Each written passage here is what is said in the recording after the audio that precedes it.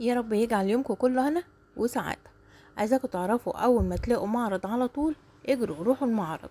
بغض النظر عن هو المعرض ده بتاع الإعلامية الكبيرة دعاء فاروق، فالمعرض هنا كان ليه مميزات تانية خالص عن أي معرض تاني. بس برضو لو في أي معرض في المحافظة بتاعتك أو في المكان بتاعك حاولي تروحي، لأن فعلا المعارض بتبقى معروفة إن أسعارها رخيصة، وفعلا من أحسن المعارض معرض دعاء فاروق. منها ان انت بتشتري كل حاجة من مكان واحد والاسعار فعلا رخيصة. المعرض بتاع الاعلامية دعاء فاروق فعلا كان معرض مميز جدا، كانت الاسعار رخيصة وكان العارضين كويسين جدا وكل حاجة كانت عليها خصومات وخصومات فوق الخصومات.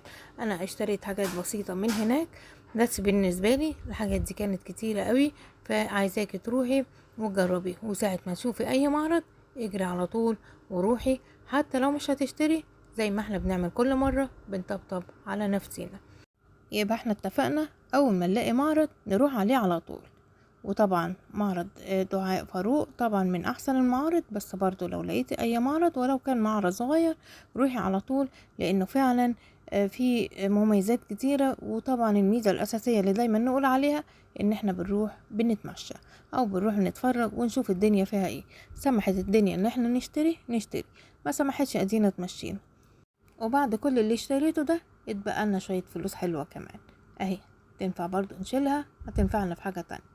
انا بتكلم بجد، الاسعار هناك كانت رخيصة جدا، وبتبدأ التيشيرتات من 300 وفي كمان اعلى من 1000 طبعا، بس طبعا كل واحد وحسب ما هو يقدر يشتري. وطبعا نشتري ادوات المدرسة وي كل حاجة موجودة وكل حاجة متاحة. وانا اشتريت الفستان الابيض ده بس طبعا مش ليا، واشتريت الشنطة كانت ماشية معاه، لان في اللياقة بتاعته لو لاحظنا ان هي فيها اللون اللبني ده. والفستان ده كوريشة، والفستان ده كان ب500 جنيه، فانا اشتريت واحد ابيض بس مش ليا، واشتريت 2 تانيين اللون تقريبا مقارب لبعض بس عجبتني الخامة والقماشة. ده كان من روانزا ب500 جنيه. انا مش عارفة برضو الاسعار برا ايه، بس انا شايفة ان 500 جنيه جميلة جدا في ظل الظروف اللي احنا فيها. واشتريت ده برضو كان ب500. التيشيرتات دي كلها اشتريت تقريبا الوان كتير، كل تيشيرت منهم كان ب300 جنيه. وفي كوتشيات دي انا خدت فردة وهي فردة بقى، ما هي مش هتسيبهم لي، ده الصغير بتاعي حتى لو مش مقاسها اهي بتلعب بيهم. الكوتشيات دي عجبتني جدا ان هو من غير رباط، وطبعا انا بالنسبه لي احسن حاجه ان هي من غير رباط، انا لسه بقى اربط، انا ايدي وجعاني لوحدها. فكان عاجبني جدا، وكان سعره تقريبا عامل 400 جنيه. فبقولك الاسعار جميله جدا، وكان الصناعه بتاعته سوريا. التيشيرتات دي كلها موديل واحد، بس هي عجباني ان هي قطن 100%، والتيشيرت الواحد ب300 جنيه ومن براند روانزا. وبراند روانزا ده من احسن البراندات، والاسعار جميله جدا، والموديلات دي ما تلاقيهاش بره. جبت الالوان كتير عشان البنوته عندي بتروح الجامعه، فعايزه كل يوم تيشيرت وفي نفس الوقت عايزه الهدوم المرحرحه. والشنطه دي على فكره جبتها اهي ماشيه مع كله، وانا هشتري كل طقم شنطه ما ينفعش، اديني جبت شنطه واحده تمشي على كله.